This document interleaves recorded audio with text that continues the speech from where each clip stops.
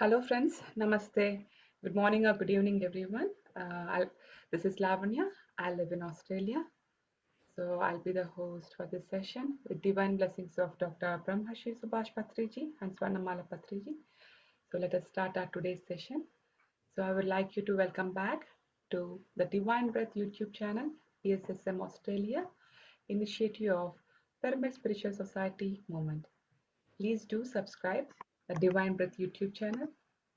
So, for the last 12 weeks, we are discussing this book called The Power of Your Subconscious Mind by Joseph Murphy with our very own Pyramid Master, Sohana Dodle from California, USA. So, being today Paurnami, so Sohana would be taking us, guiding us the meditation, and then we will go into the session. So, with this, I would like to welcome Sohana. Sohana, over to you. Thanks, Lavanya. So today let's with the new chapter. So the last chapter was all about right to be rich and like basically what are the things that would make us feel that we are worth being rich and we are worth having all the luxuries in life. So that was the part. And it's just author has, okay, this is a part of Power of Subconscious Mind book, and we are in the chapter 12. So in the previous chapter 11, it was all about right to be rich, successful living. And when it's called success, it's all about your lifestyle, and it's all about how much worth you are and worth deserving the better things, best things in your life, health, wealth, and any manifestations, whatever it is, whatever makes you feel happy and whatever you want it in your life. So now, like, we just understood in the previous chapter that what we deserve, and this chapter is all about sort of inspiring things. Inspiring in the sense, author has been sharing lots of things about different scientists. You want something, then there is no scope or no way that you could receive that. But what do? It's just that we'll have a thought in our mind that somehow I just want this. Somehow it's making space. Somehow the thing that you want has been, like, it's being manifested. Manifestation is part of creation. So scientists are all about discoveries, inventions. So they are all also part of um, you know uh, basically, okay, for example, let's take this. If at all, what all scientists do, all they do is research for invention or for discoveries, anything before. Their pre-work is lots of research.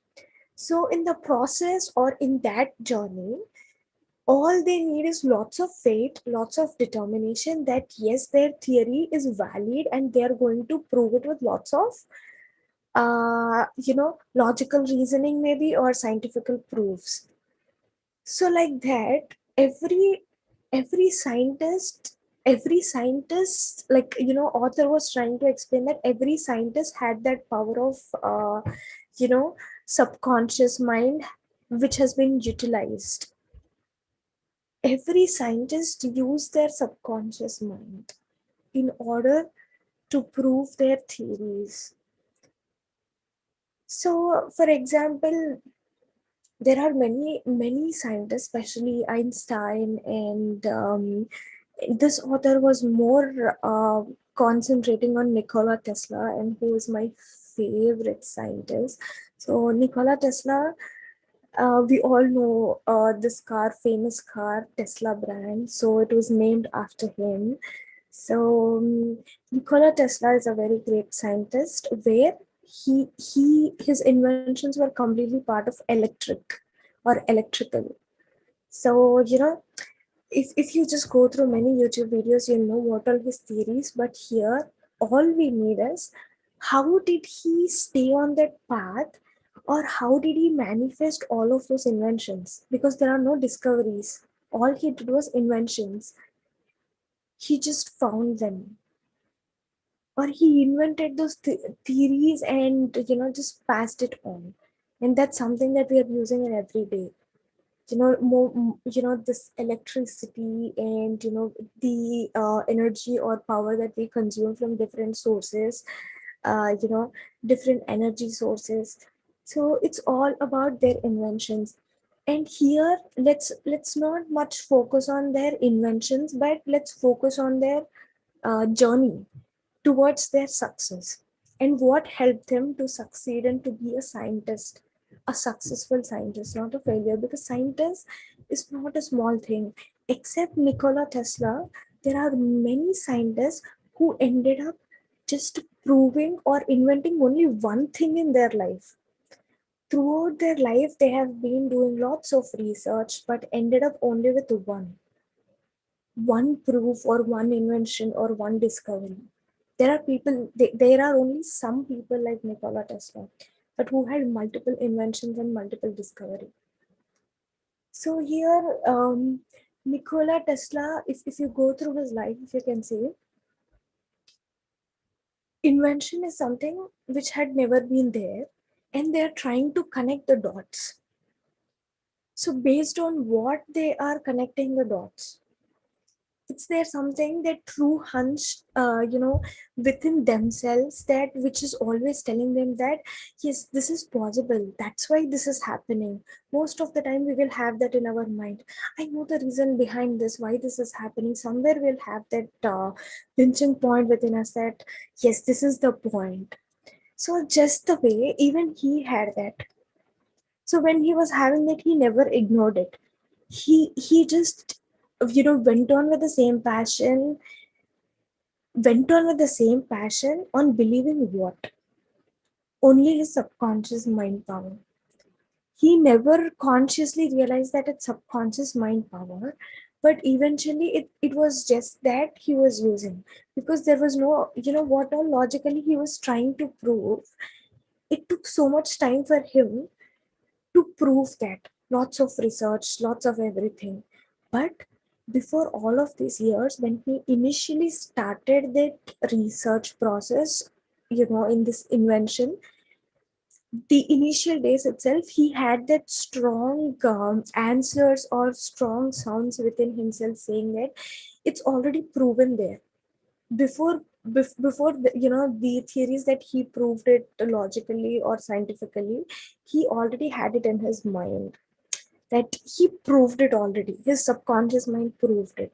So he later on took it, and what else can we say? It's just that their determination and their trust. And this whole chapter is all about believing in your subconscious mind. Absolutely, every scientist does that, believing in their subconscious mind. So if this is all about what do we say, electrical or power consuming in this forte, this department.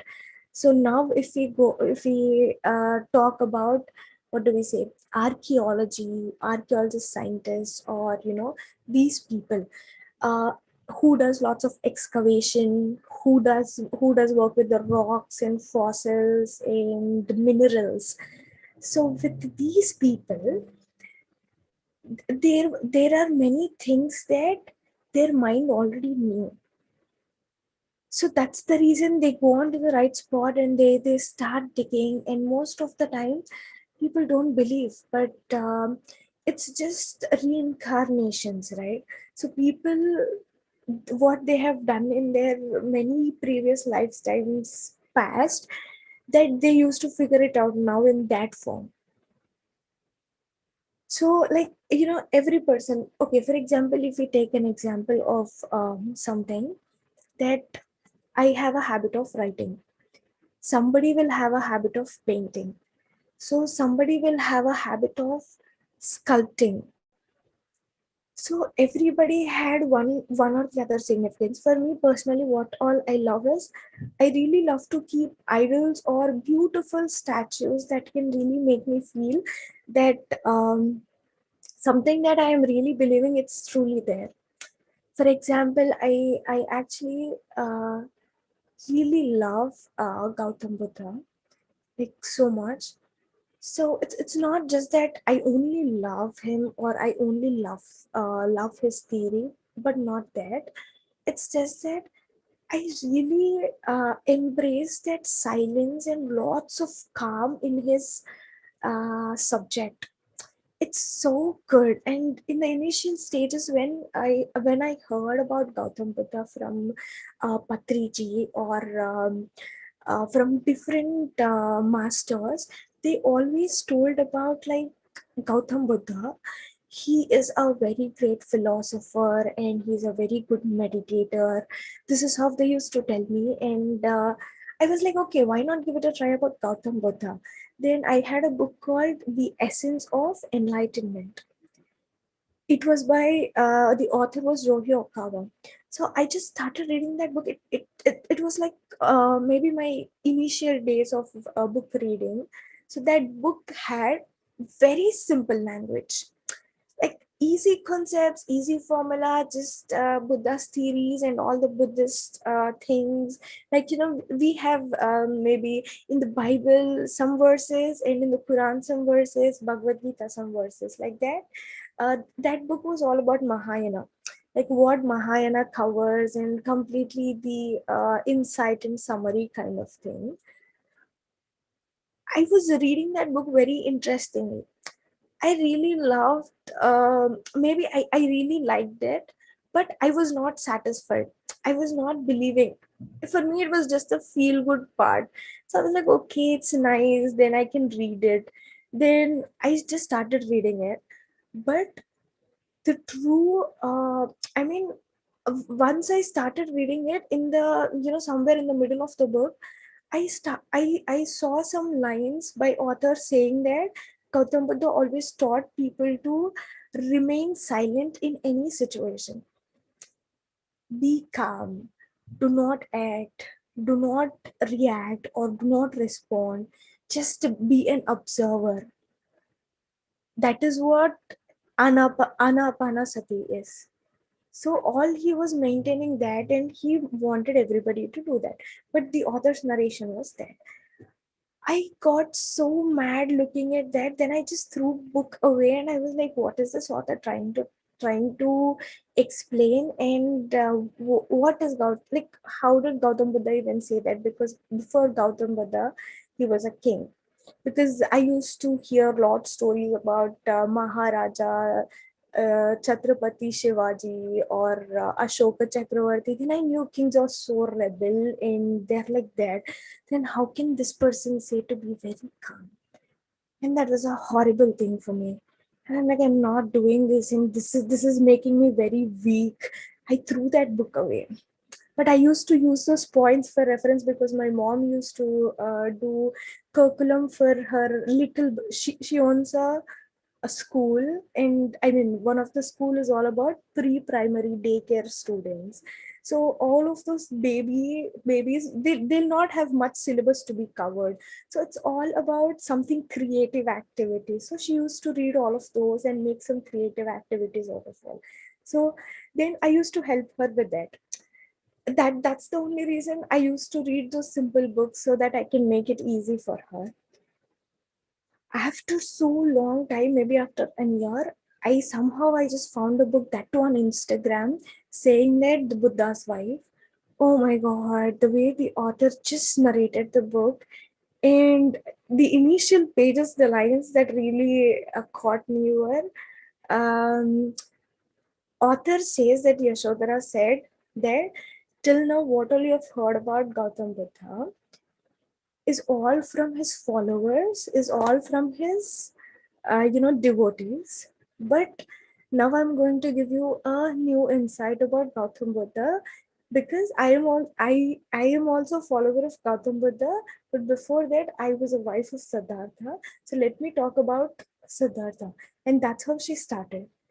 And I just fell in love with that story, and I continued, and I really loved it. So it's just that I loved it somewhere in back of my mind since I was small. I was looking at Gautam Buddha. His statue had some significance because when I've heard this story, okay, I have a guru specially. I mean, for every different master, I have a guru. For Gautam Buddha, I have a different guru. And for Ramta, I have a different guru. And for Lightworkers, I have a different guru.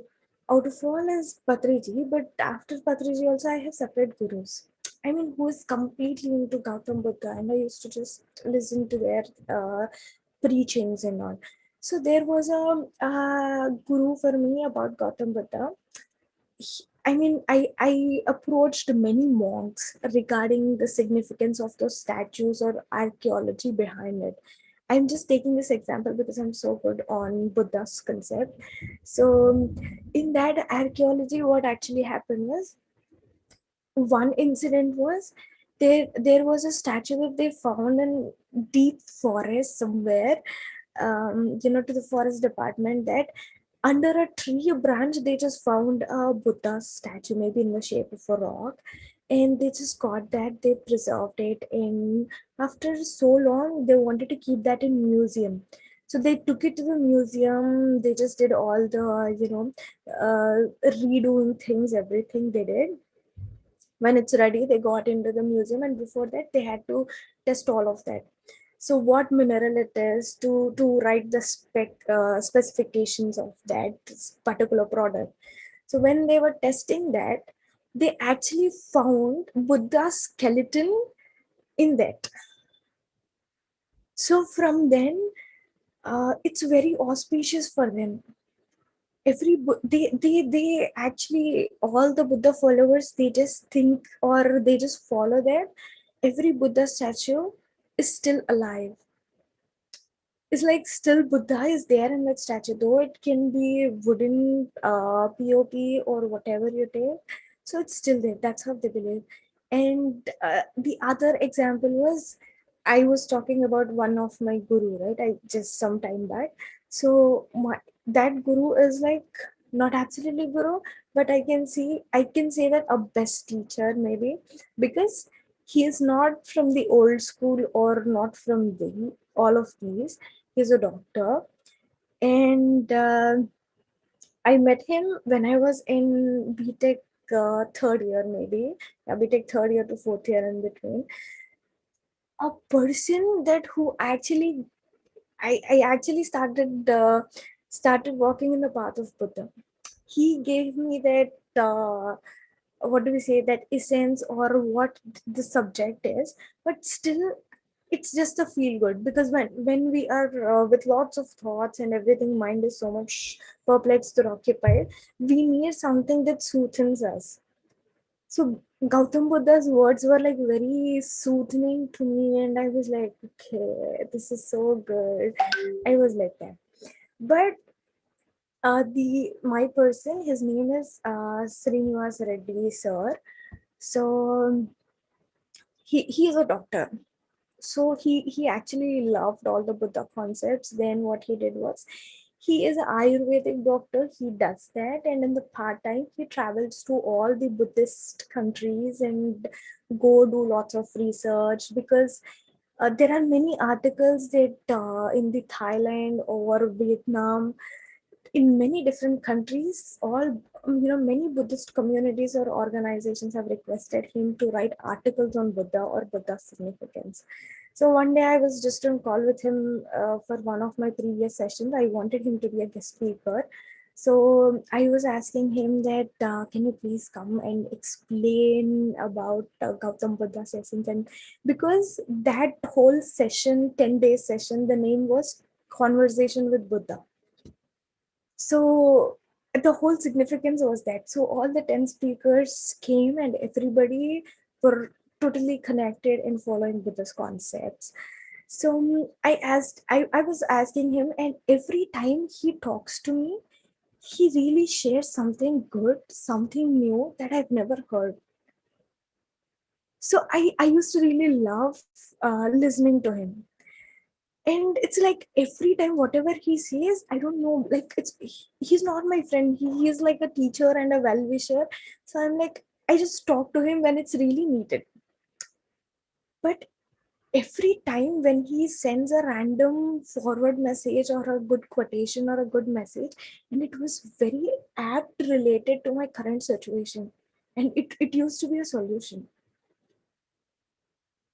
So author in this chapter says, when you keep on requesting your subconscious mind for whatever you want, like every scientist does, because once they are on that mission till the end of their life, until they prove that or until they achieve that, they're not going to give up. They keep on requesting, how can I do this, how can I solve this? So that continuous request, what happens is immediately that might not happen, but maybe after some time, okay, your subconscious mind, every time in every session, I really want to make sure that subconscious mind is completely subconscious mind. Oh my god, sorry. Subconscious mind or conscious mind, whatever they are, your mind. Mind has two characteristics. One is conscious and one is subconscious. Whatever it is, they communicate in the form of thoughts, right? So when they communicate in the form of thoughts, what happens is most of the time we just think for a solution, and probably what we do is we think and we might not end up with a very good conclusion because we'll have many doubts. Then what we do is we just give it some time, leave it there, and we start moving on and thinking about something else again. Okay, this is next and maybe I can think about this. So when you completely move on, what happens is when you thought about it in the previous times in that form, if you connect the dots, you can see like something that you were asking about, and right now you are thinking something else, but out of that you will receive a solution, because something that you're thinking right now is completely not related to that. But why is that thought coming in your mind right now? Because that's the solution to your problem. That's how your mind communicates with the thoughts, the language of thoughts. So whatever the solution it is trying to provide to you, those kind of stories starts running in our mind. So I'll tell you an example about this, my example and the book's example, both. So coming to my example, what actually happened was, I keep just okay, I have a brother, elder brother. We are very attached, very emotionally attached, who just got married. And I really felt sick for a lot many days once he got married, because I was like, oh my god, you know, because somebody else also needs his attention, so he's not going to give all his attention to me. So I'm like, okay, I was not fine with that, but still, okay, I need to be happy with that. But eventually, I just started thinking how lucky I am, because my sister in law is much more affectionate and much more loyal than my brother. So that's like, okay, I am the most luckiest sister. Then I feel that. So what happens is we fight so much. We just fight so much. Like if we fight and we are not going to call each other, but deep in our hearts it's like, okay, I miss you right now and I have lots of ego, I'm not calling you on from my end, but I really want to talk to you, okay, come back to me types. My brother is like, he's very loyal to me and I'm very naughty. And he's like, he keeps on telling and I keep on doing the same thing. And he's like, okay, I'm done with you. So, you always create lots of mess and you expect others to clean it, and it's not happening here. So he's like, okay, you are growing and you need to learn. So in these cases, what I do is, he is not much involved into this. I just sit and think, okay, I just want to talk to you maybe. Then I'll just leave it. Okay. I'll just rewind all the situations and I'll be like, okay, it's your fault. Why should I call you types? Then I'll leave it and I'll move on with my work. After some time, doing my work, somewhere I just have a thought, of my brother, like some incident or something that somewhere he just comes into my mind. Then I'm like, okay, first time it happened, then I just saw my phone and it's just that he was calling me. I have a habit of keeping my phone in the silent mode all the time because I really don't like that sudden alarm ringtones all the time. So I keep it in silent mode. And I'm like, okay, he's just calling me. So first time it happened, second time it happened, third time I realized whenever whoever is coming into my mind, it's just that I'm getting their call on my phone. It happened with my mom, it happened with my sister, my brother, everybody. So out of nowhere, they're coming in my mind. It says that okay, they're calling you. Go look out for your phone. It's like that. Where in this book, what author was telling was there was a person called I don't know, XYZ, some random name. So that person, what he did, he had a very expensive uh, good jewelry ring. It was his engagement ring, wherein his after his engagement and after a certain married life, his wife was dead. So all he had um, on her memories was that ring, that engagement ring. So that marriage ring basically. So he was saving it, and he just looked at it always very precious and very auspicious, and he loved it all the time. So he kept it so safe, and it's like he feels that ring as his wife, and that much he loved it. So one day he goes to a party and he gets passed out. He gets lot drunk, and what happened was he loses that ring somewhere. And he comes back and he just like every day he while before going to bed he goes to that ring and talk to that ring.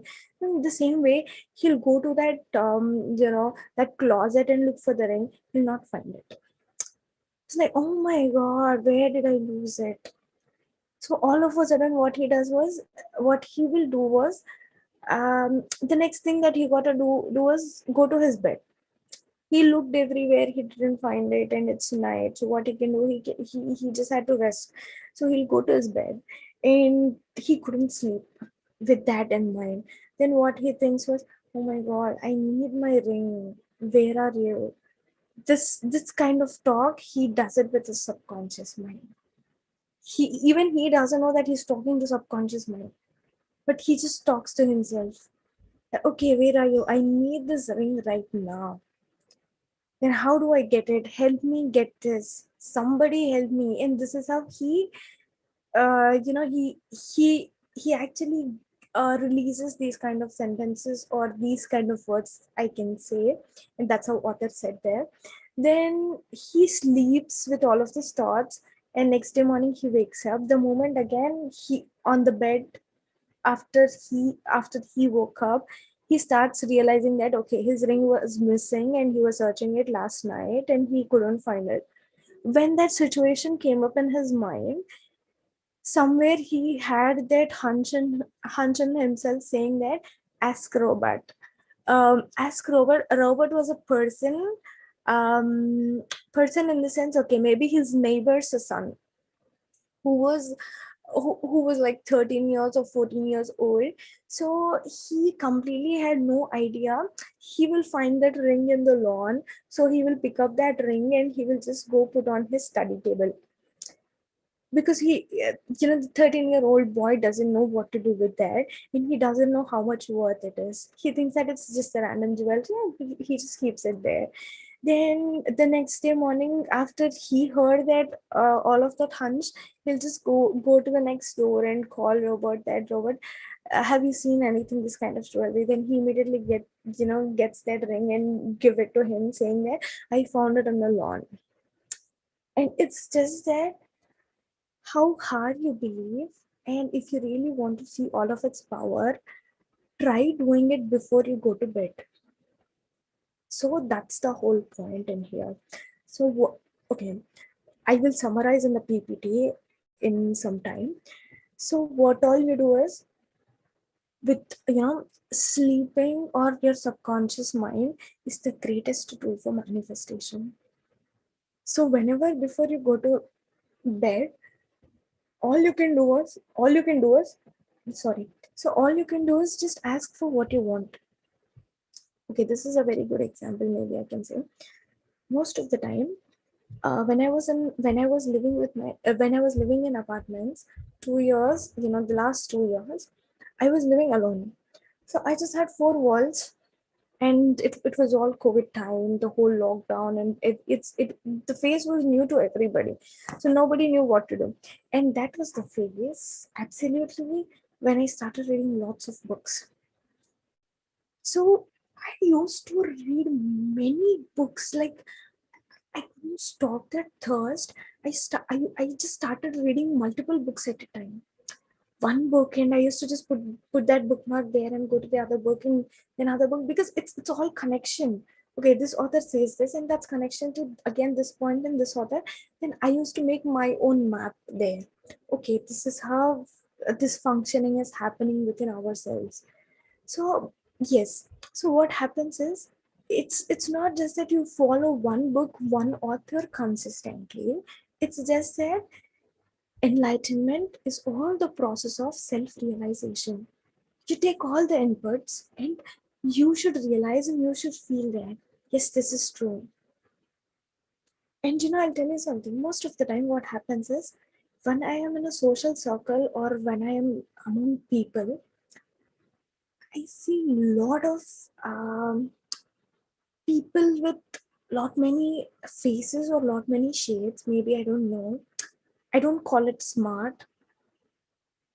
At that time, when I just see that people just start act accordingly in that situations, then I just see, look at them.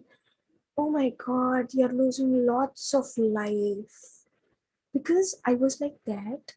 I was like that. Because of course, I have taught to survive to the best. And I am acting in a situation, and I'm going to be on the top. No matter what. I can manipulate, I can do anything, I can cover it. Everything I had, I was doing it. But right now, whatever I am is completely from my heart. You can see that in my face. It's never two-sided or two-faced. It's that blissful. So once you have that self-realization on your own, this is what it happens. So self-realization also needs what is one of that is your subconscious mind. Even I started believing subconscious mind without knowing the term subconscious mind. Somewhere when I just take a book to read, I somewhere know, I somewhere have that feeling that I know everything in that book. When I'm reading that, I never feel new, something new. Then I just feel that, okay, I know this. Maybe I don't know, but something in me feels this is very familiar. That's why I was also sharing lot many times that, when I was in third standard or fourth standard, when I was going to Patriji's meetings, whatever he was talking, I used to understand. And I used to feel, okay, it's common. Some people feel it, okay, it's very new, but I felt it like very common. And that's how I started growing that belief on my subconscious mind. And I still, to be frank, before this period of power of subconscious mind book sessions, even I didn't know this strong that how subconscious mind works. Only because of these sessions, it's very good. That's why I always come ahead to give sessions, because it's obviously to help other people to see that essence. I got to see that first. Without that, I cannot come and fake it. So I have to do so much behind that.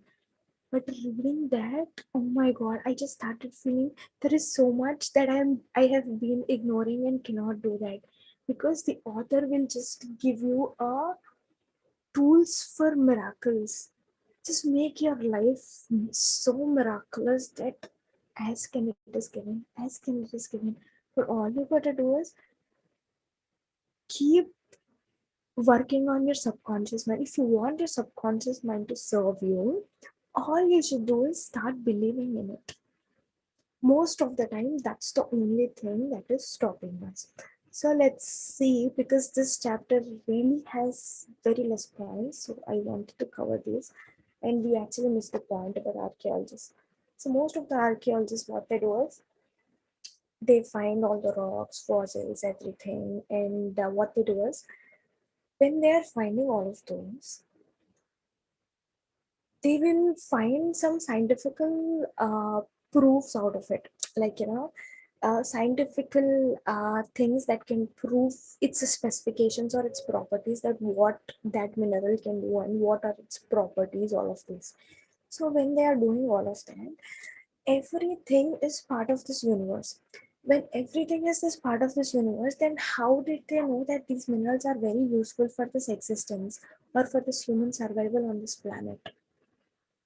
So it's just that author says somewhere indirectly, uh, the archaeologist scientists had that subconscious thought, saying that this would be useful for the human existence on this planet. So when they had that strong thought, or when they had that strong impact on this kind of things, and that's how things come into existence. Every scientist, whatever they have invented or discovered, they had that strong belief in their mind that this would be useful for our existence or for our growth. So okay, scientists use the subconscious mind. Oh no, sorry. Okay, so how to receive guidance from your subconscious mind?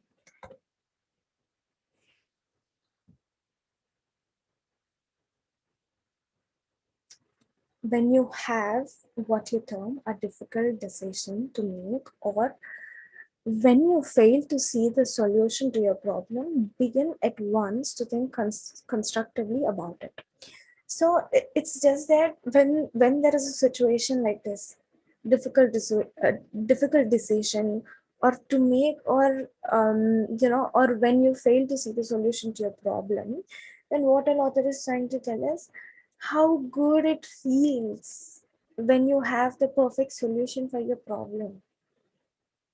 So always feel that, okay, I am a miracle being. How can I stuck up on a problem? How can I be so incapable of taking decisions? All this was my gut feeling. Most of the extrovert people will have that gut feeling. I know everything. I know everything. I know everything. It doesn't mean that it's not a pride or it's not an ego. It's just that you're inside, that your inner thing knows everything, and that's the gut feeling. And this was actually many a times I have heard it from Jagat Guru Adi Shankaracharya. Basically, I watched that movie. If you are Telugu, and if your language is Telugu, or if you understand Telugu, you can watch that film on YouTube, Jagat Guru Adi Shankaracharya. And in there, you can find Shankaracharya's guru was Patriji. You can see him acting. Okay, it's such a beautiful movie. And if you go to the last 1 minute of the movie, before Shankaracharya leaving his body, he will give a speech saying that we always feel that we are great and we know everything. And who is telling that? It's your inner thing, it's your soul, it's your subconscious mind, because it's immortal. It has been living since many ages. It knows. You should understand this fact very easily, that your subconscious mind is the storehouse of the memory. So, since many are lifetimes, when you started living, it started carrying.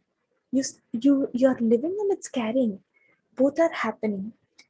So, when that's the case, okay, okay, I'll help you understand.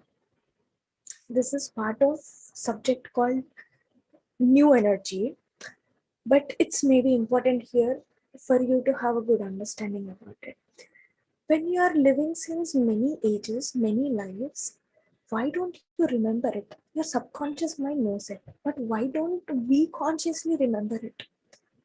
If, for example, if we take this, uh, in previous lifetimes, what was I? I don't know. We don't know, right? How did we take birth? Maybe like a human, maybe like an animal, maybe like a bird, anything. But we don't know how many lifetimes we took as a human, how many lifetimes we took as what. We don't know. But why? When our subconscious mind is the storehouse, how do we don't know? So it's just that Earth, to enter into the planet Earth, there is a portal. So portal of what? Universal Federation, Universal Galactic Federation portal. So that Universal Federation Galactic portal, what it does is, when a soul is entering from the Earth is the second creation. Earth is called as a second creation. So we all belong to the first creation. Our souls belong to the first creation. So from the first creation, from that planet, we have built in another home called Earth. So while we are building this Earth, we made a see if we have to enter into United States, we need visa. If we want to enter into Australia, we need visa. So we need to cross the borders. We need to do the immigration, both of them. We need to clear our status, right? So when that's the case, if you are entering, okay, I have entered into United States on F1 visa. My permit was F1. Then all I can do was only rules applicable to F1. I cannot just act like a citizen, or I cannot, do all of that. So if that's the case, if you we understand that scenario, I have entered here as a student, one type of visa. So then while entering into the earth, what happens is, according to our knowledge, according to our enlightenment process, or how far we have enlightened, or what is it, what happens is, that's the portal. So when we are entering into this planet Earth, we will stay there in the portal for some days. So what is that portal? Portal is going to refresh everything. That's called Maya. They are the matrices out of this planet grid, this Earth's grid. Around the Earth there is an energy grid. So in the energy grid there is a portal. So in that Maya, once we cross those filters or those grids, we enter into this Maya. So you know we have 10, 10 pipes of DNA in our body. No, it's 12 pipes of DNA in our body. So when there are 12 pipes of DNA, all the 10 pipes are compressed. So those pipes are not having a free flow. So only two are having. So that's the reason we are in this duality. We are actually capable of being multidimensional. But only because of those pipes have been compressed in that portal, we don't remember anything. So all our task is to decompress all of those DNA pipes. So once you decompress your DNA, you get to see all your past lives. If that's why it's step by step. One phase you start realizing, one phase you start understanding your body, one phase you start understanding your mind. So all of this. So that's the reason we don't remember. But what if we don't remember anything? That's why we have our subconscious mind with us. So that's the connection from here to there. Here we are guess. So we have a origin, and that's the connection to the origin. Your subconscious mind is the connection to your origin. So whatever it is, think constructively and feel so happy about your life or whatever it is. Just when you stuck up having no solution to your problem, then all you got to do is feel so nice, because there is nothing happening when you feel bad about it. Instead, feel so nice, and that looks crazy or funny to other people. Maybe, oh my god, the situation is like this, but this person is acting very weird. But that's okay. So you can happily laugh, enjoy, and feel relaxed, and then feel nice about having a perfect solution. Just think about that. If we just feeling bad about that, we start going into the insecure phases, and we become completely incapable of thinking what best that can happen to us. So that's all about thinking constructively. Okay, this is the very important point. The insecure part is this. So if you are fearful and worried, you're not really thinking. True thinking is free from fear. If you are in fear, trust me, it's all about disastrous thinking. Because I did this. We all do this most of the time. Disastrous thinking, especially Indian parents do lot of this disastrous thinking. Oh my God, every second they are scared. Every second for everything they are just, maybe, of course, it's understandable. But all actually, this should be a note to all of the parents, Indian parents or whomsoever it is. You should have lots of concern. At the same time, okay, for example, I will give you two examples. My mom is a lot. I mean, she's the most strongest woman I've ever known because since I am 23 years old now, after all, I'm working in an IT field like an employee, that to daily wage salary as a contractor. How sad it is. In those days, at the age of 21, she just graduated from her degree, came out, and she married the man of, love of her life. So once she did that, at the age of 21, she had to actually take the responsibility of being a chairman or a chairperson of the educational institutions. And it was not much well established. It was just the starting stages. My dad just started it with a little intermediate college, junior college.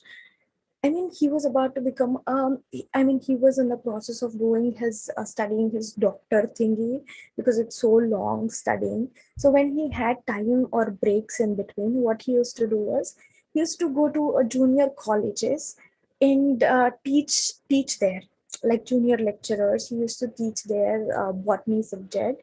And then I just remember the story, and it's a marvelous story. He just got paid 5,000 rupees every month. It's 5,000 rupees every month. And it for me, it feels like, okay, every day it's that we spend. And in those days, I mean, I just don't feel looking at the bad things. So once I heard that, I really felt bad. So at that time, he just got 5,000 rupees. And after that, what he always had that creative thinking in him, like going over the board, seeing the best out of everything. What he did was, why not me starting a college? Because he had seen everything in the junior colleges, how it works. It was very hard. And his elder brother helped him with just 75,000 rupees. And I think I've told this in the last story.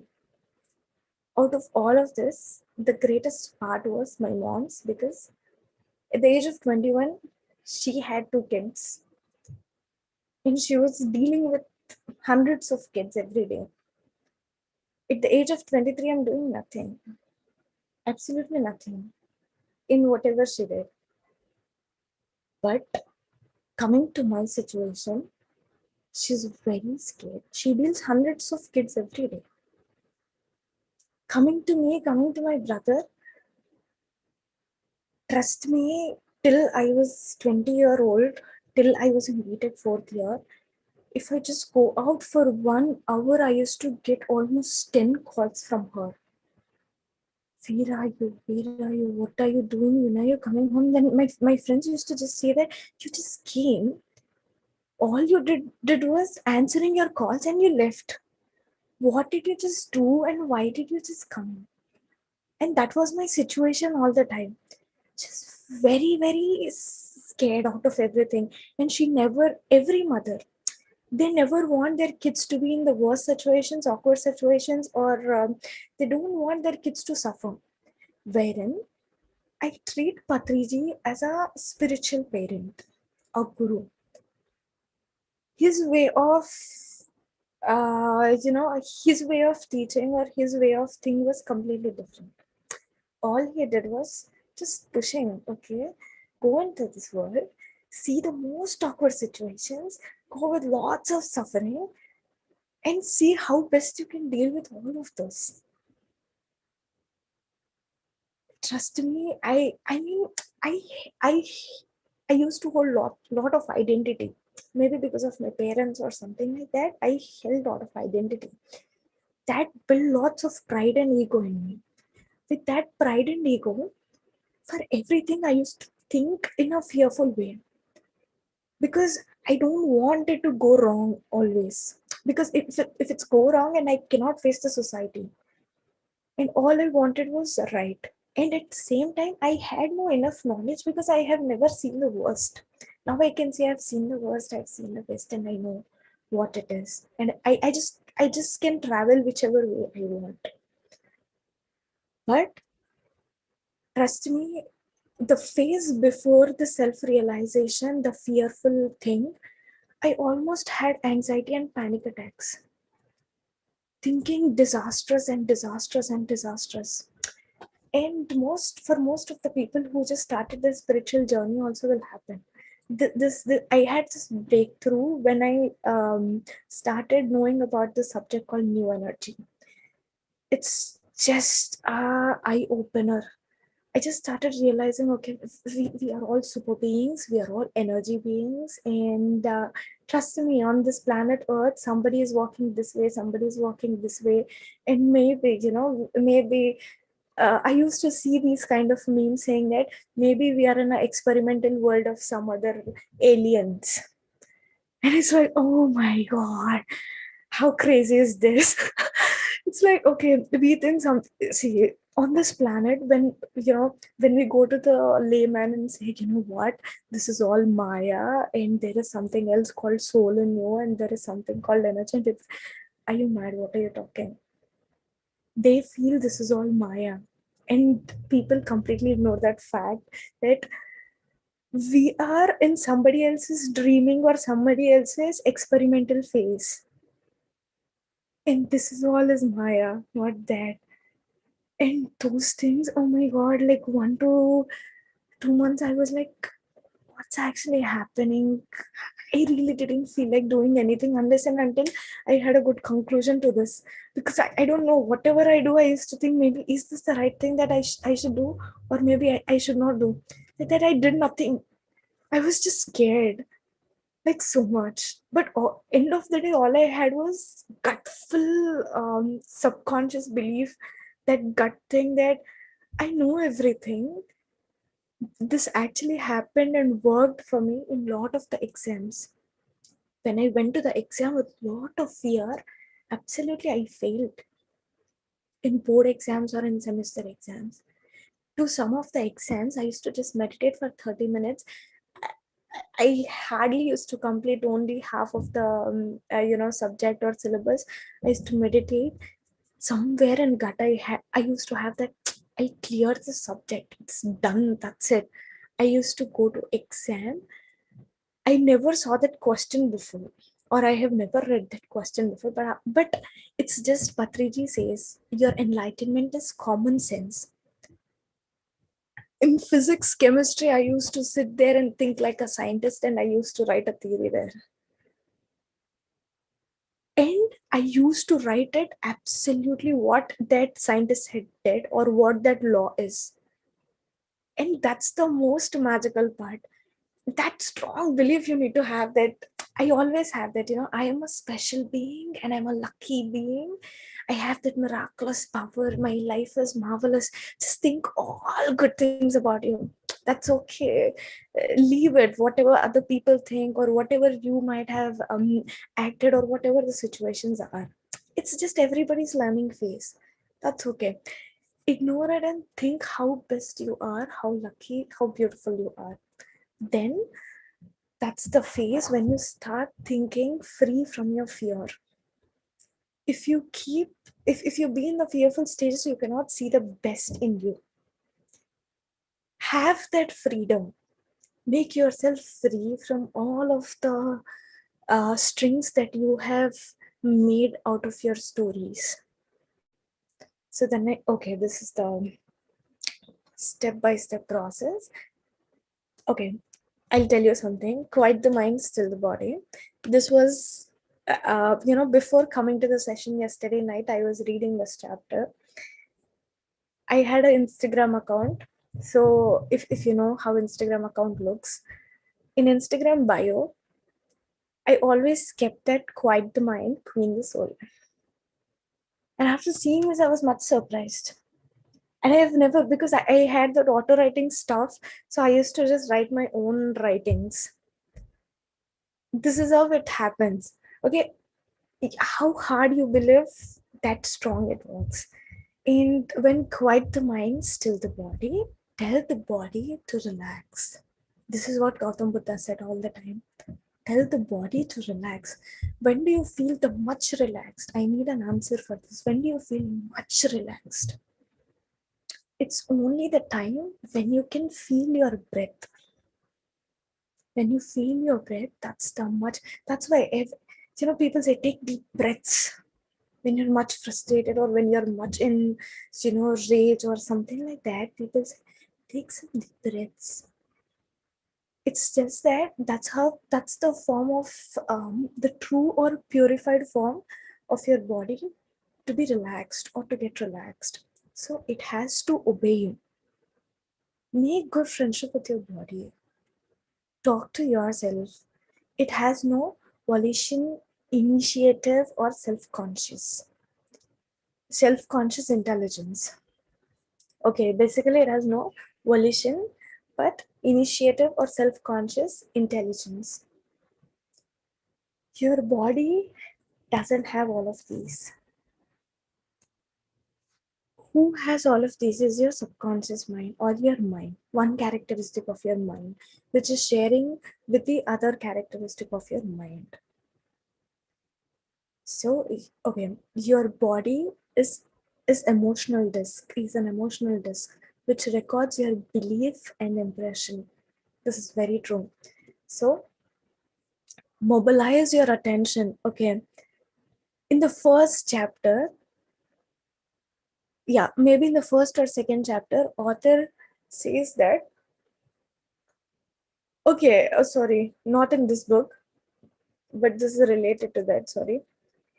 So if you have read the book called Law of Attraction, Secret by Rhonda Byrne, in the first or second chapter, she says that when a metal is magnetized, it can lift 50 times of its weight.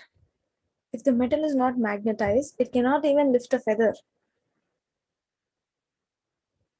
So it's just that how much you magnetize with all your emotions, feelings, and beliefs. So it's just that mobilize your attention. And I always keep telling that if you understand how to spotlight your attention on what, it's very easy. It's very easy. People think, people think looking at you saying that they are very easygoing person, but you don't know how hard it is to just let go. It's that once you get used to letting go, that's it. You're just completely emotionless, you're completely feelingless, but that's okay. That's how Gautam Buddha is. So always mobilize your attention. To practice that, you can learn that from your meditation. While we are meditating, while we are concentrating on our breath, all we have is a lot of disturbances from our thoughts. So when we are having all of those thoughts, what we do is spotlight your attention onto your breath. Make your breath interesting to you. So how I used to practice, if you have hard time, the first thing what I do is concentrating on my nostrils, at my nostrils. Then that's the entry point for your breath to enter. For some of the days I used to just feel that okay, something is entering into my body, but I'm sensing it's just traveling downwards, but I don't know exact route. Then what I started doing was I started using incense sticks, fresh smell, because I love that. So with that, I started seeing the route map, okay, where it is going, from where it is coming, okay. deeper stages. And then slowly, initially I wanted music, and then slowly I completely stopped using incense sticks, or I stopped using music. And it's just that wherever you sit here in a meditative state, it's done. And since after that, only on Purnimas I am making sure that I'm meditating. The rest all times, trust me, I am in the meditative state, and that's so good. I mean, you get used to it. Practice it. I mean, just don't always. Okay, this is Patriji's words. He always says that never postpone, or no, never say that you don't have time for it. You make time for it. Absolutely dedicate, because it's worth. It's worth doing. You know, I was very ambitious person. So we always have dreams. Okay, I want to become a doctor. I want to become an engineer. I want to become a lawyer, etc., etc. I was very ambitious person, like so crazy, because till 10th standard I always had an ambition to become a doctor. After intermediate, I always had an ambition to become a pilot. And after my BTech, I always had a ambition to become an entrepreneur. How many things had it changed? But everything is like one above the other. So once that was happening, I was over ambitious maybe. And after a certain point of time, it's just a kind of self realization, saying that okay, you want to become engineer, you want to become etc. Maybe CM, maybe president. That's okay. But after seeing Patriji, but after seeing Patriji doesn't mean just looking at him or listening to his words. I saw him, I saw his soul so straight, direct, the functioning of it. And I was like, okay. Because every time I saw him, I used to see Sai Baba. I'm like, okay, I was not much connected to Sai Baba never. But my name is Sai Sohana. My parents are much Baba Bhakt. So I'm like, okay, this is something so close to me. Then I was like, I never believed in that, but Baba, I see a lot of Baba's devotees or followers see that the Shraddha, Saburi in Baba's unconditional love, how beautiful it is. Read it in Satcharitra. I used to see that in him, and how his miraculous powers work, and he applied it on me. And that really helped me to understand. That's when I took a decision so strong and straight.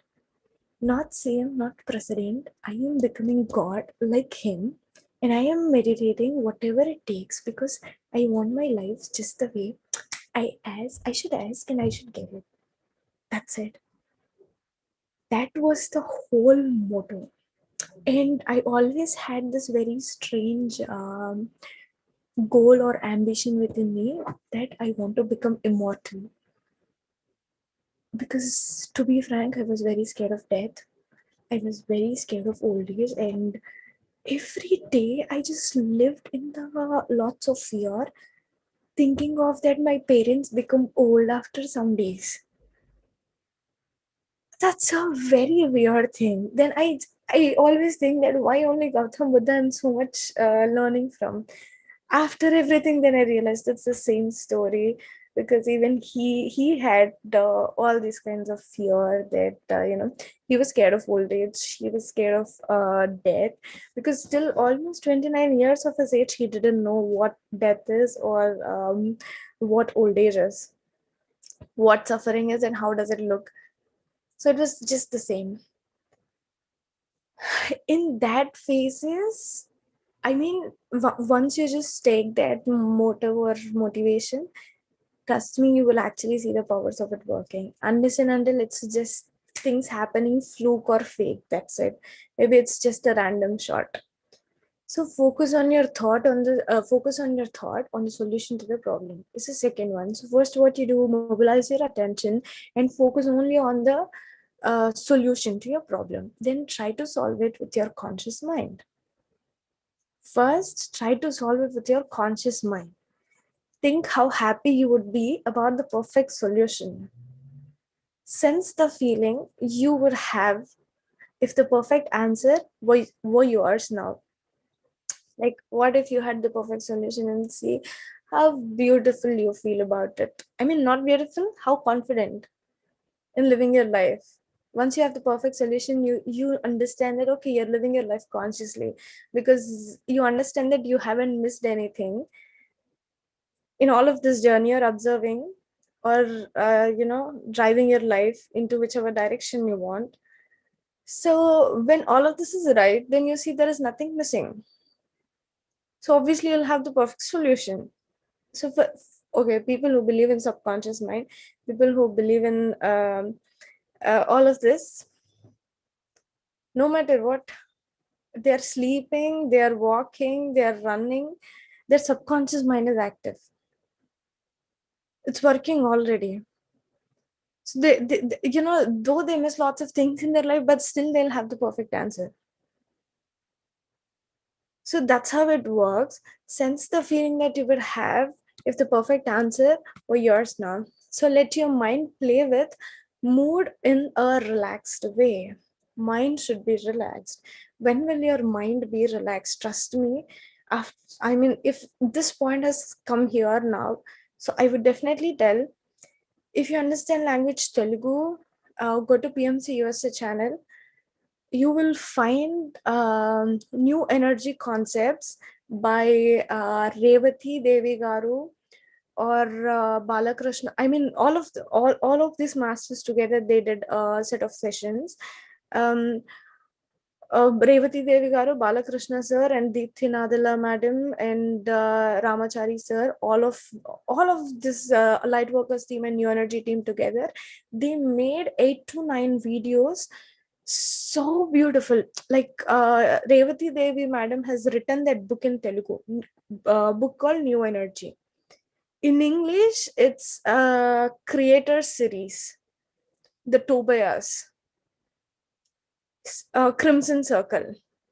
So if okay, if you want to hear it in English, sorry about this, go to PMC USA, you'll find it on my name. It's there.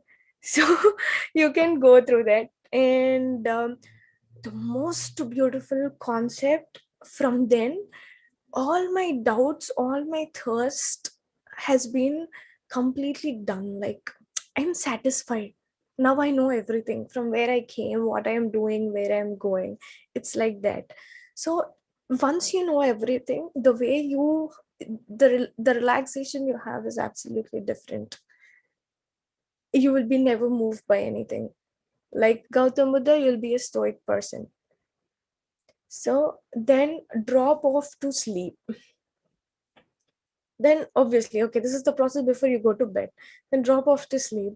So when you awaken and you do not have the answer, get busy about something else.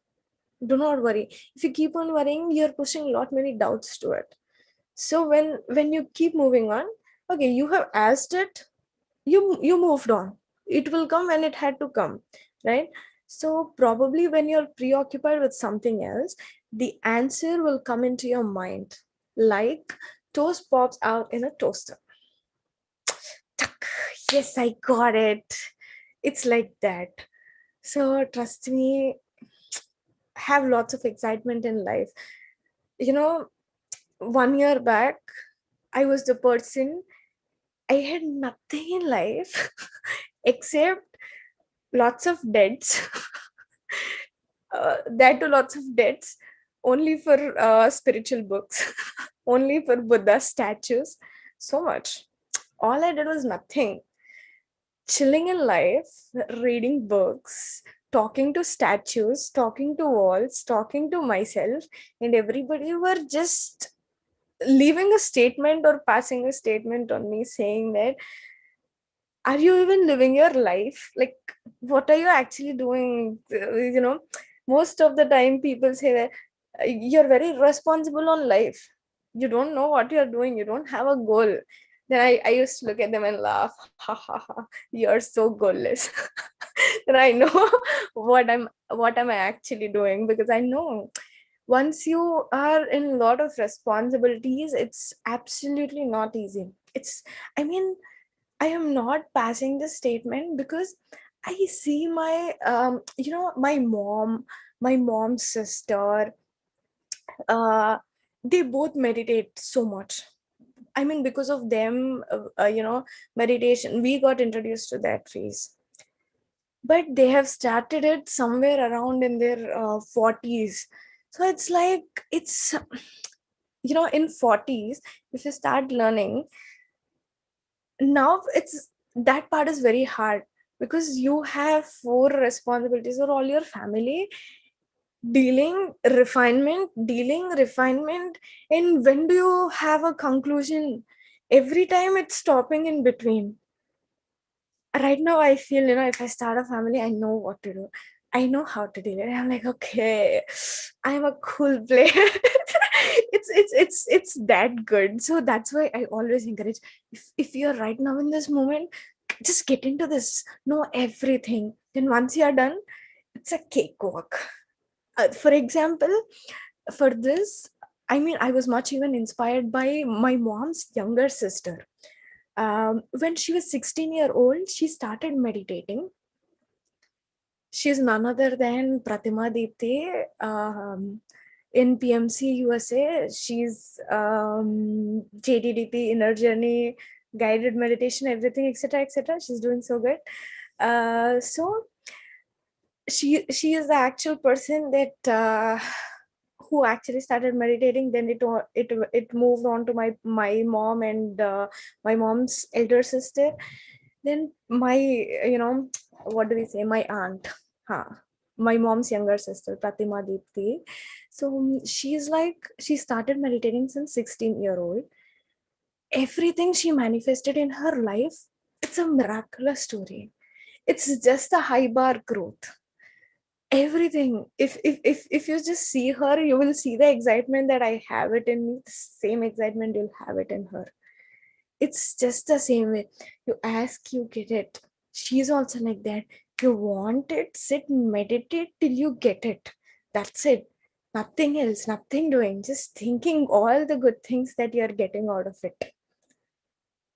Everything she manifested in her life, and she made her life very beautiful, very beautiful, with lots of twists and turns, but it's so good. So I mean, she's also one of my good inspiration and always my well-wisher, who had helped me through overcome, to overcome all of this stuck that I had. Once I heard about new energy subject, I was like stuck. And once I heard about Gautam Buddha's topics, it was all like stuck stages. I mean, we know it, but to believe it, it's very hard to take it in mind. And that was the phases I was stuck. Then she used to say, okay, that's okay, that's okay. She crossed all of that. Then she started helping. And we started sharing each other's knowledge. Okay, this is my perception, this is my understanding, and that's her perception, that's her understanding. So it's just that you gotta have that excitement in life. First of all, leave the fear, and right away, whenever you find time, go to those new energy videos and watch it. If you want, I can share the book PDF. If you want to read it also, you can read it. Or you can see the if you actually want authors videos, go type Crimson Circle or the creator series Tobias. I'll send you the book PDF. You'll have the title. Just type the title in the YouTube. Then you will see the authors also, their explanation towards this Crimson Circle and all. So Crimson Circle is something that all of this knowledge has been provided to a person, Claudia. It's a character created name, author says. So it's just like the verses in the Bible. uh, when that person was driving every day, he was driving back from work to home. In the car, when he was driving, he used to hear all of this Bible verses.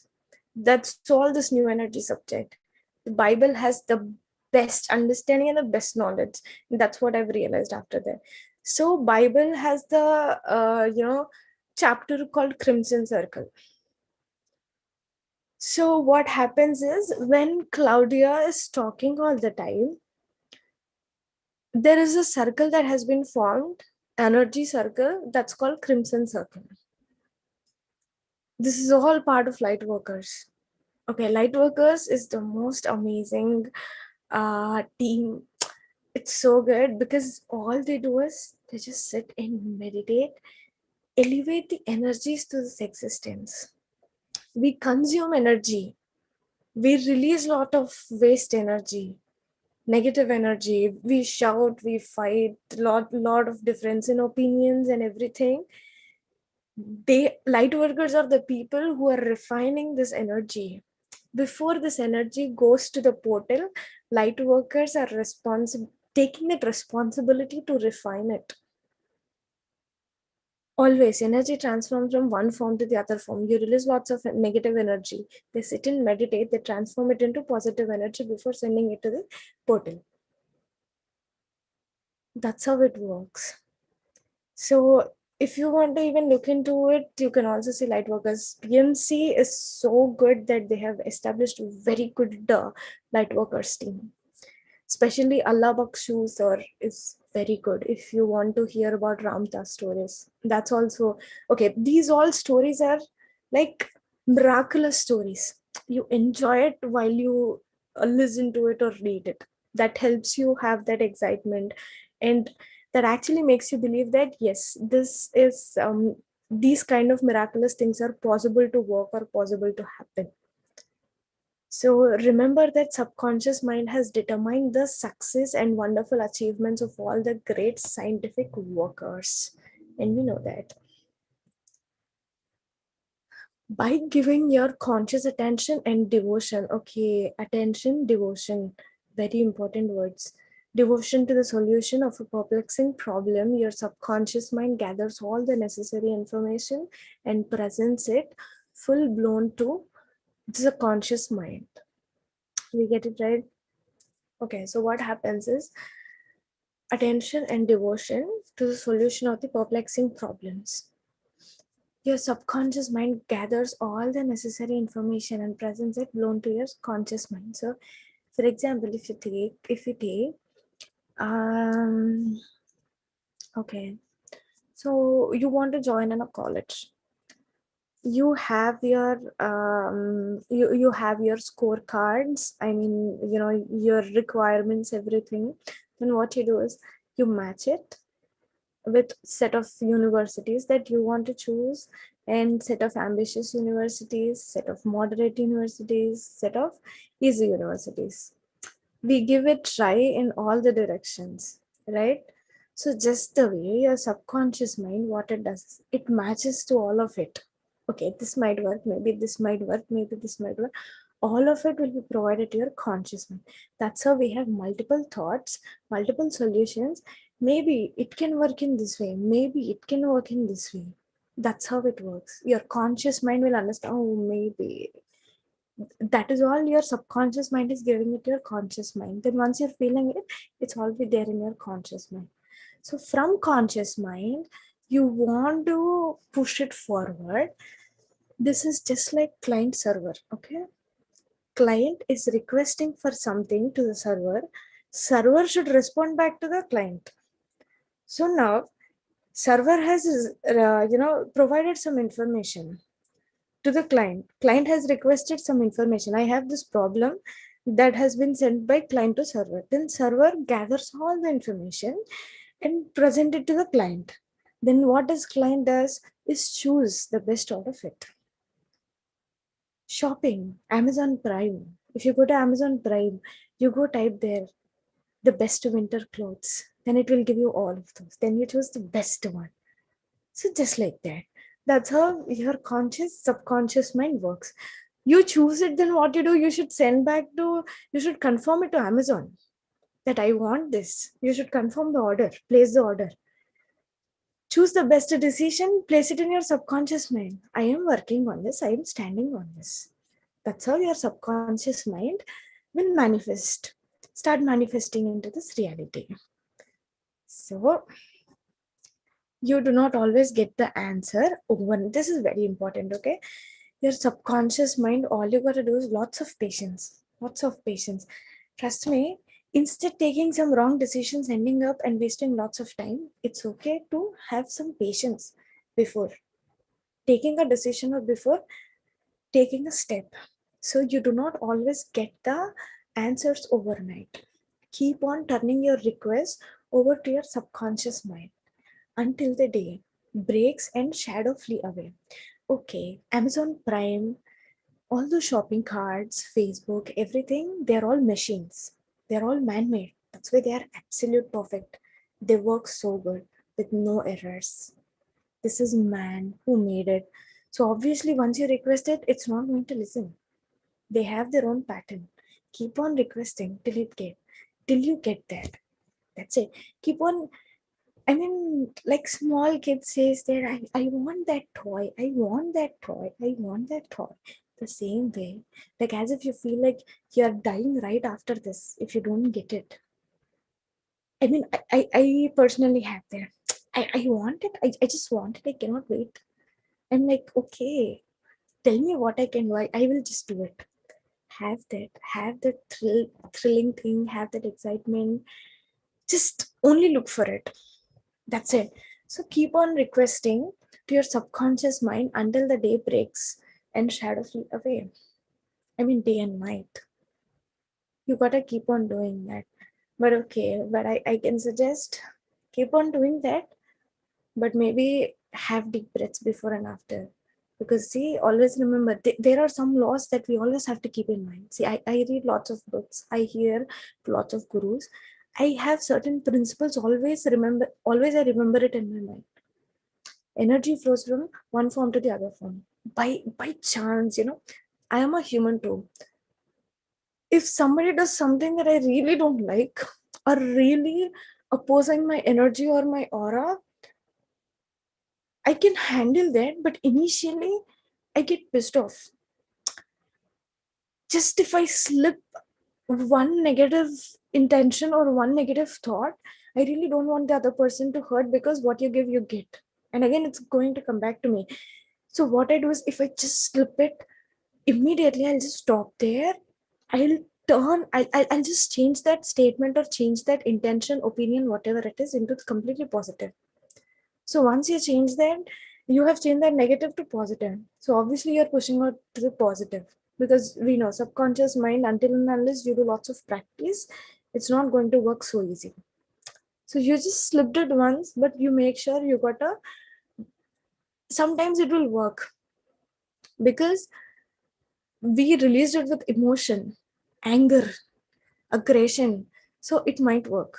So it's not good, but eventually it's cause and effect. Getting it will get back to us, but for that time you'll feel nice happened. It's like that, but that's not the way. Once you understand that your subconscious mind is listening to you, that's the ultimate stage, Buddha stage.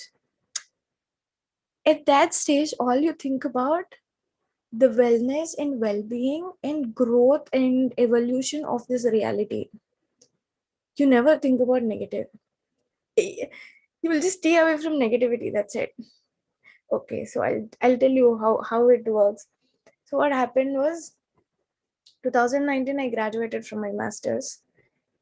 Obviously, I was in Florida. I did my masters in my different state, Florida. So I had many friends there. Obviously, we'll have friends in college. So friends is completely spoilers, because very bad lifestyle they push you into, many things, and I cannot admit here, but lots of, obviously this is United States and obviously this is not India, so you get to do anything you want to do. Very bad lifestyle. I was, obviously, because I was living with everybody, not much, but maybe I had that touch to all of these things, basically hanging out every day, all of these. So I'm like, okay. After 2019, once I moved to California, I have never done that. All my friends, this is Christmas vacation and all. So one of my friend had a wedding, like they had their wedding in Cali. So all of my friends flew here. Just a week, I could see myself so de-energized. So like I just felt, oh my god, I I don't know, like I for that 1 week I have never felt that I'm a spiritual being.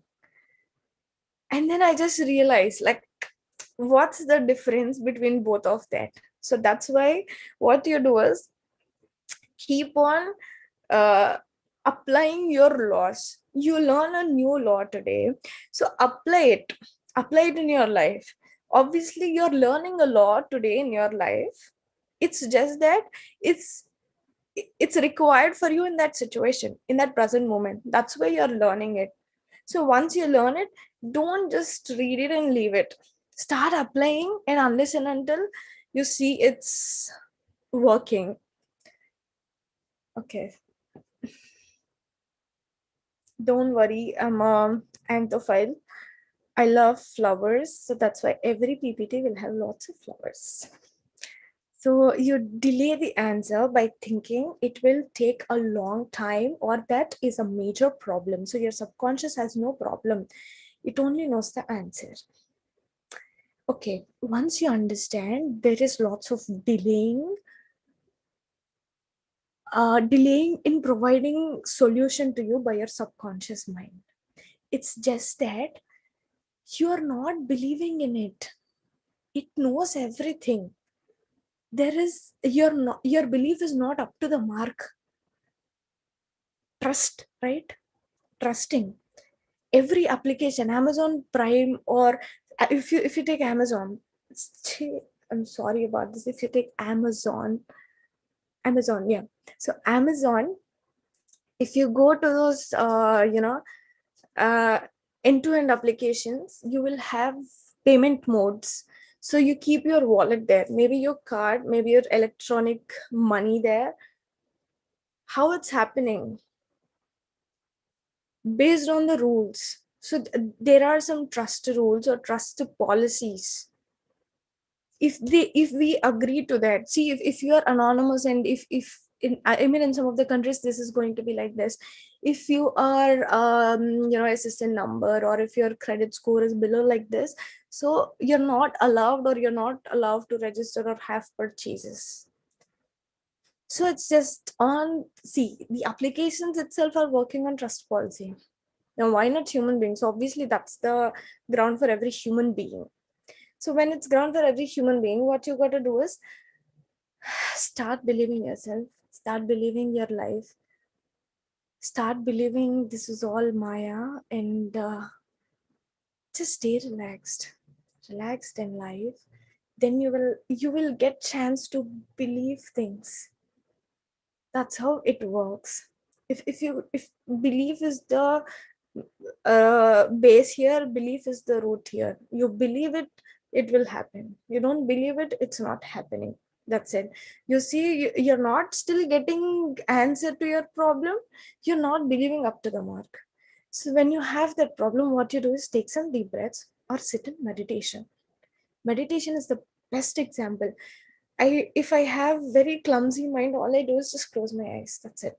Then I realize, oh my god, it's been 2 to 3 days that I haven't closed my eyes. That's why I'm having this much clumsy mind. Because I don't sleep much. How much ever you meditate, your sleep reduces. You cannot sleep. So I at the max sleep 3 to 4 hours. That's it. And I cannot sleep also more than that. Automatically I'll just wake up. So if you keep on meditating, meditating will help you learn new things and apply new things, and it can help you become that lifestyle. That's survival. So believe that you have answers now. Feel the joy of the answers and the way you would feel if you had the perfect answer. So your subconscious mind will respond to your feeling. So I think we have understood that. So believe that, always believe that you have an answer. So feel the joy of the answer. Yes. And the way you would feel if you had the perfect answer. So your subconscious mind will respond to your feeling. Subconscious mind needs so much, right? It needs your feelings, it needs your emotions, it needs everything. Any mental picture backed by faith and perseverance will come to pass through the miracle working power of the subconscious mind. Trust it, believe in its power, and wonders will happen as you pray.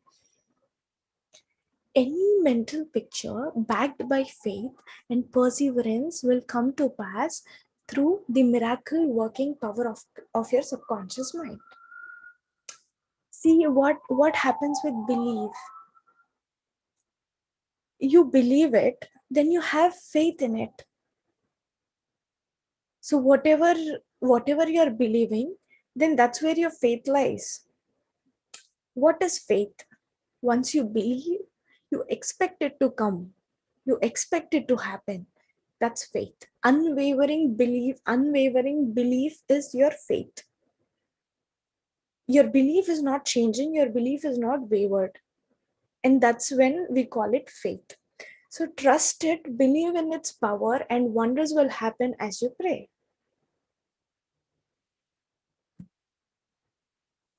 Your subconscious is a storehouse of memory, and within you, subconscious mind have recorded all your experiences since childhood. See, I mean, yeah, it's a storehouse of your memory. But all I can say is, yes, of course, since childhood till when you're normal, it's just that it's carrying experiences since childhood. When the 12 DNA pipelines are open and you can see all the experiences since your start of your birth, or since when your soul has started carnating lives. So for me, there was a very miraculous experience one time. um, I had a dream uh, with one of my guru, and I really don't want to admit it clear, but with one of my guru, I just had a dream. I went to him. He asked everybody to sit and meditate, and we were in some meditation hall. So there were just a set of people, maybe 6 to 7 members, and there was a guru, uh, the guru that I believe in a lot.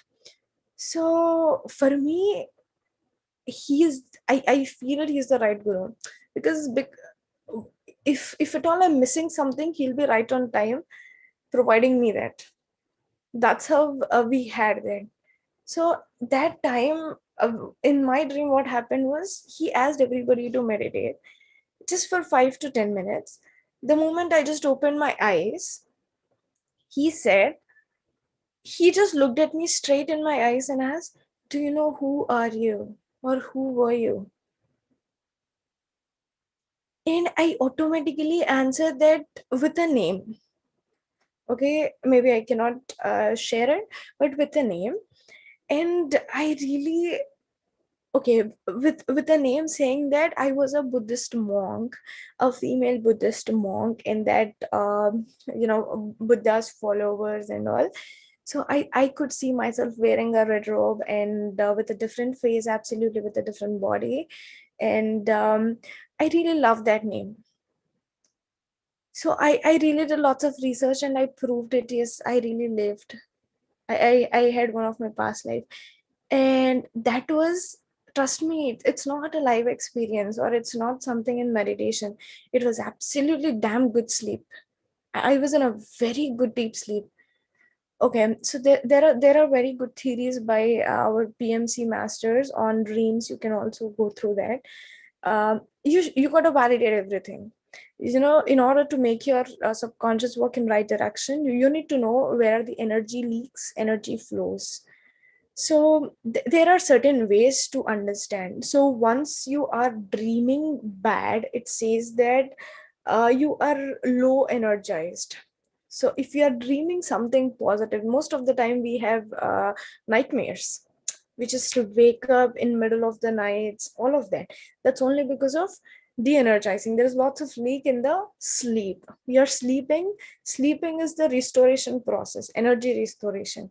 But unfortunately, there is a energy leak in your sleep too. So that's the thing. So it's just about the DNA, and that's the end point.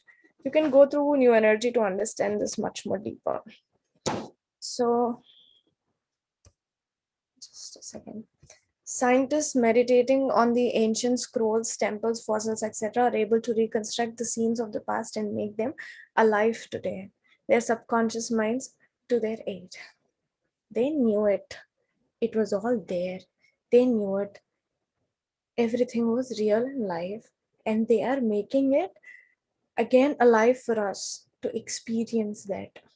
You know, trust me, if somebody wouldn't have, because 2500 before Christ, BC, there was a human called Siddhartha, and later he became a god.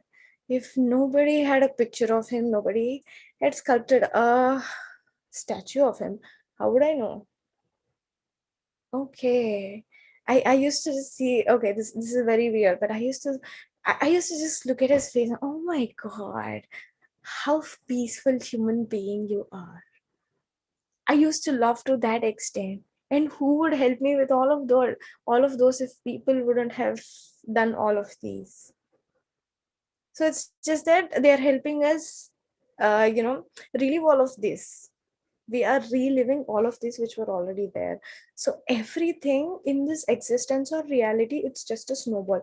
It was there, it faded away for some time, and somebody again got it into the spotlight, and one batch is seeing that. So it's like that. So, okay, turn over your request for a solution to your subconscious mind prior to sleep. Trusted, believe in it, and answer will come. Commit. Answer will come, and it knows. Okay, it knows all, sees all, but you must not doubt or question its power. Yeah, that's the biggest thing. So, okay, the first part we have discussed. Whatever you want to manifest initially, you can try with something when you're prior to sleep. You're sleepy. When you're sleepy, you can try. You're going to bed and you feel sleepy, then you can try. What all you got to do is trust it, believe in it, and answer will come. How? Okay, trust it, believe in it, and this is how the phrases we say. Your subconscious mind knows all. It knows everything. It can see everything. But you must not doubt or question its power. You can never doubt or question its power. If you doubt that, you are doubting your existence. You're doubting your growth. So the action is your thought, and the reaction is your response of your subconscious mind. See, client server. If your thoughts are wise, your actions and decisions will be wise. Simple. That's the very valid point. If your thoughts are wise, your actions and decisions are wise. That's very true. If you just sit and observe your thoughts, connect your actions, connect your decisions, then you will see. Guidance comes as a feeling, as inner awareness, an overpowering hunch, whereby you know that, you know, it's an inner sense of touch. Follow it. Okay, this is the secret of guidance. Guidance comes as a feeling, that strong feeling, yes, I can do it. Yes, I know it. Yes, I will get it. That inner awareness, that overpowering hunch, whereby you know that you know. So it's an inner sense of touch. Follow it. So, thank you. We're done. Finally. So this is just about scientists, and yes, I actually didn't want to cover because it's all about organic chemistry. We're not dealing with hydrogens and oxygens here. I just took out the summary points. So yep. Now, shall we just get into the discussions and then start meditation, or? However you say, Sohana. Okay, then let's just have discussions for 5 minutes, and then we can go into meditation. Okay. Friends, let us know if you have any questions. You can either put it into chat or raise your hand, unmute yourself. Yeah, you can do that. First of all, Sohana, in the meantime, I'll ask a question. So when we are sleeping, we get this energy, right? So I'm just wondering why we are not receiving that sufficient energy. Why is the meditation is needed? It's like when you're in meditation, you'll get lot of energy and it will clear the blocks. But why can't we receive the same energy when we are in the deep sleep? so to remove all our blocks, or like to eliminate all kind of ailments which is not needed. I got it. Maybe this might be a very bad, the answer I'm going to give might be a very bad comparison or connection, but that's okay. You will understand it clear. Whenever we consume alcohol, we will have certain type of nasha, certain type of highness, right? You did it for the first time, you will have it so much because it's new for you. You keep on doing it every day, you will have no effect after certain point of time. You can deal with it. So just the way your sleeping is for your only body restoration, body is restoring, mind will also get fresh in that process. But always in daily life we choose only 8 hours for sleeping. That's absolutely for your body. I mean 80% for your body, 20% for your mind restoration. When it's if it's just that every time, if you had to heal or if you had to change your energy or restore your energy, you shouldn't go to sleep. All it is needed is, if you're going to sleep, you are just doing it unconsciously. Once you're awake and once you start learning this process, your consciousness matters. So when you're fully present in this moment, sleeping is half dead in the sense, what happens, we all know, soul departs to the other worlds, energy worlds. So what happens here, every time when your body is resting or restoring, your soul travels. Maybe not every day, but alternate days, or maybe according to the astral surgeries or whatever your soul needs. When it travels, what we do, if we have a set of grocery lists, today we are running out of tomatoes, tomorrow we are running out of onions, to day after we're running out of potatoes. What we do is we just make a weekly list altogether once we go to the grocery store. So just like that, when you're sleeping, your soul departs for once in 2 or 3 days. So once it's going, so what it does is, in 2 to 3 days, what all we asked for, it's going to carry it to the higher worlds, right? We learned in previous chapters that your subconscious mind can, it's so powerful of revolving and rotating the planets to, to make your manifestations happen, or to make your desires work. So when all of these are happening, it's just a gateway sending there. For example, if you're not fully restored, or if you're not fully fine, every time, every day we go through many people, many situations, though we are nice, though we are good, the other people might not be good, other people might be still learning phases, right? At that time, to deal with them, think about something. We cannot go to sleep for 8 hours and come back and deal with them. There are some situations that right now you got to handle it. That's how it is. So living in the right moment, living in the present moment will always help you things do it consciously. When you are fully present, that's how how present you are, that conscious you are. How conscious you are, that many DNA pipelines are open. There are 12 DNA pipelines, only 2 are open, 10 are closed. Due to 10 are closed, we are sleeping. Slowly, as one after the other opens, it's just that all we need is consciousness. We barely sleep, and that too just for body. And never rely your energy restoration process in sleep. That's never going to work, because all of this, the motto, the portal, galactic federation portal, everything is all about opening your DNA. Duality to multidimensional, that's the whole task. So multidimensional needs all your presence. So if you're not present, It's just that our growth is not going higher, it's going downwards. So we are going back to it. So that's the reason sleeping is always for your body restoration, for resting your body. And it's a gateway. You're sleeping good. Only if you're relaxed, you can sleep good. If you're not relaxed, you cannot sleep good.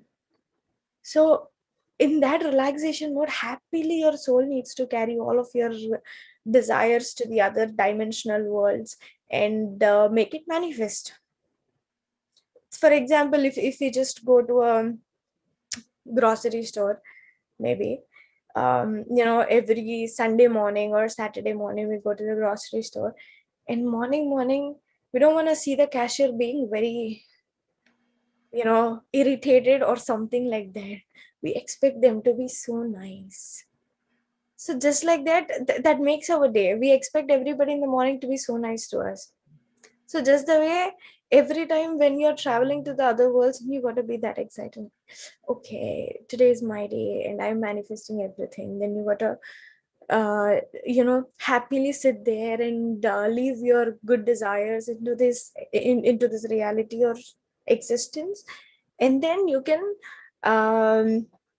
what you do is just having no doubts, no questioning your power. Make sure sleeping is a bad habit. For only body restoration, it's good. I mean, initial days that's fine, but never, never let yourself be unconscious for much longer time. That's Okay. the task. If you even read this book called Satcharitra, Sai Baba always had I Mahal Sapati. Yes, he's that person is what do we say? Purohit in one of the temples in Shirdi when Baba was there. So what he did was he saw that different significance of Baba. Then he just leaves that temple and start living with Baba in the masjid. So Baba every day used to ask him not to sleep. So he used to ask. That is when I actually realized, okay, sleeping is not good, because sleeping you're losing a lot of this time here in this existence. 8 hours, 8 hours, 8 hours. So it's just unconscious restoration. You're not having valid filtration here. So if you even read that story also, you'll really love it. And that's one of the perception that I heard from Baba. It's if you sleep a lot, then you're missing lots of your life here. So once we go to the other worlds, and it's all about sleeping, so nothing else we are doing. So Understand. Yeah. Thank you, Sohana. Like I had this question, like I was asking so many people. So because when these kind of question comes to, I mean, I was getting this question internally. So I was like wondering, like, because like human beings are, I mean, from babies we tend to sleep a lot. Why is it not meditation is taught in the beginning instead of coming to a phase rather come like then we come out of the sleep mode and then start meditating? Why is it like, why can't we learn from the beginning and be in that mode? So I was that's actually a valid point. If you heard about Nachiketu's story, he is the very youngest person who started meditating. At 7-year-old, 8-year-old, 9-year-old, maybe among these 3 years, he started meditating. He left his body for some days and he went to Yamaloka, and he spoke to Yama, the god of, I don't know what is he, but he spoke to him, asked many questions regarding, I mean, the Yama god, what he does is he will give him three chances, I mean three questions to be asked. So he poses very beautiful enlightened questions, and last one would be that I want the same body for my father to recognize. The body will be cremated because the soul has been left for 3 days, but Yama makes it possible that he will get the same body because he wants his father to be recognized. So, I mean, it depends on the enlightenment process. I mean, how enlightened we are in this lifetime, and that first we start learning it. I mean, it's actually, to be frank, some even Adi Shankaracharya also, since very small age, he starts enlightening. Yeah, I mean, there are two ways for this. One is going to be according to your soul, according to the soul's enlightened process or refinement process. And the second thing is actually in PMC that I've heard it that in previous lifetime, at what age you have left it, this lifetime you got to start at that age. So Okay, that's how the chain continues. noted. Thank you, Sohana. So we have a question regarding the sleep from Chandana. Um, so if we don't have enough sleep or sleeping less, don't we get tired? If you don't have enough sleep or sleepless, no, not actually. Or at this, I mean, at this point of stage, all you look at is how conscious we are. I mean, all I care is about that. Am I conscious? Am I really living every moment, every second? Because if you are conscious, you will even enjoy your sleep. You will also know what happened in your sleep. Most of the people do astral travel while sleeping, past life regressions, everything. You gotta sleep consciously. You don't get tired. Trust me, whenever you feel tired, 5 minutes, close your eyes. Absolutely no thoughts at all, just your breath. You will have 100,000 tons of energy, just like breaking walls and bricks. I feel that the moment I just wake up from meditation, my mom easily finds it out. Whenever she calls me, if my face is very not glowing at all, then she says you haven't meditated. My face is glowing so much, then she says, oh, you're fully energetic right now. She can find it very easy. It's that's how it works, but never you will get tired or because of sleeplessness. You'll never get tired, but you got to meditate. Just don't be without sleeping, without meditating. You meditate, then automatically you will be that. Got it. So we have one request that they need to ask a question, but after the recording, probably I need to stop the recording. So do you want to take that question now or like after meditation, Sohana? I want Like they my want to god, my stop the recording. is the recording. Okay, maybe I think we can just do it after the meditation, maybe. Okay, sure. Seems like actually they have missed some part in between, I guess, so they want to see the recording again. Yeah, I have the recording. It's going on, but one of the participants have a question. They want to talk to you about this question, discuss here. So, but it's they do not want to put it on live. So probably after meditation we can discuss it. I I think we can actually end the live for now. and yeah, we Yeah, can end yeah. I'll so end that the we live now. can Yeah. get into meditation and open at our own paces, relax at our own paces. Okay. Yeah.